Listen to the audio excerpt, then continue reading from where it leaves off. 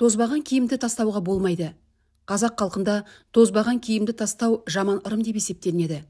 Егер оны адам кигісі келмесе, біреуге сыйлау керек. Әрбір үйде киілмейтін киім болады. Яғни өзіңізге немесе балаларыңызға сыймай қалған киімдерді біреуге беретініңіз де сөзсіз. Бірақ өзіңіз кимейтін киіміңізді туысыңызға немесе құрбыңызға, сіңліңізге, қажетсінген мұқтаж адамға беретін кезде сіз бір нәрсені естен шығарып алып жүрген жоқсыз ба? Мәселен, менің өзім тозығы жетпеген киюге жарамды киімдердің барлығын ауылдағы ағайындарыма беріп жіберетін кезде оның ешқайсысының да түймесін кесіп алмайды екенмін. Керісінше, түймесі жоқ, оны қайтып киеміз демесінші деген оймен түсіп қалған түймелері болса қадап, жыртығы болса жамап дегендей бүтін киімді ғана беремін. Осыдан бірнеше жыл бұрынғы оқиға есіме түсіп отыр. Садақаға берілетін киімнің түймесін қиып беру керек дегенді естігенде аздап таңырқадым. Мұны қоғамдық көлікте кетіп бара жатқанда бір әйелдің телефондағы әңгімесінен естіген болатынмын. Еріксіз құлақ түреді екенсің.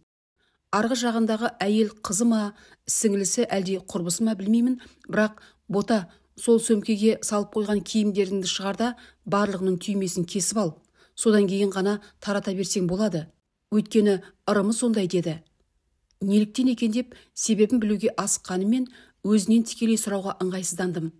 Оның үстіне ол әйел телефондағы әңгімесін аяқтамады. Мен аялдамадан түсіп қалдым. Осы тақырып мені қызықтырғандықтан қазақтың салтын, ырым тиымдарын жақсы білет деген апалардан да сұрастырдым. Әлеуметтік желіден де іздедім. Мардымды жауап жоқ. Уақытпен ілесіп менің де есімнен шыға бастағанда енемнің айтқан сөздері өткен шақты жаңғыртып көз алдыма әкелгендей болды.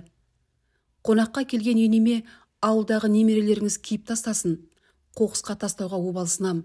Бөтенге беруге қимаймын. Оның үстіне бөтен адам не ойлайтынын кім білсін? Үйге киіп тоздырып тастасын деп беріп жатқанымда енем де сол сөзді қайталады. Кімге берсең де киілген киім болғандықтан киімнің түймесін қиып алып қал. Басқа нәрсеге қолданарсың. Болмаса жинап қоя бер түймені. Артықты кетпейді. Ал біз басқа түйме қадап аламыз. Содан кейін барып, ол киімді кисең өзіңдікі болып саналады. Яғни киімнің алдыңғы иесінің күшін алмайды. Сенде сол жинаған түймелеріңді осындай киімдерге қадап пайдалансаң болады деген болатын. Ежелгі таным бойынша адам мен оның заттары арасында ерекше энергетикалық байланыс бар деп саналады.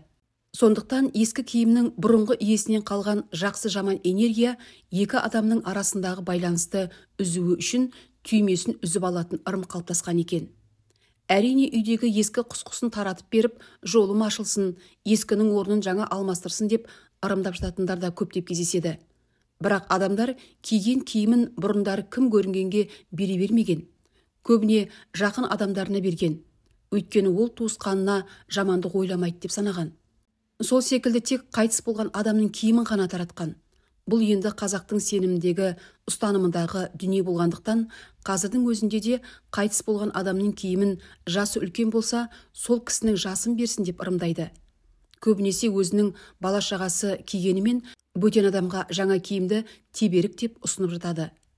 Қазақтың бұл ырымы қай кезден бері жалғасып келе жатқанын білмеймін. Бірақ киімді садақаға тарататын кезде түймесін қиып алып қалуды әдетіме айналдыра бастадым. Енемнің айтқан сөзінде жан бар шығар. Содан бері балаларым әлжуаздығынан, көңілсіздіктен арыла бастаған секілді. Мүмкін жай ғана сәйкестікте шығар. Дегенмен мен өзім осы ырымның сенімнің күші деп білемін. Сондықтан ырым тиымдарды да аналарымыз, әжелеріміз текке қолданбаса керекті.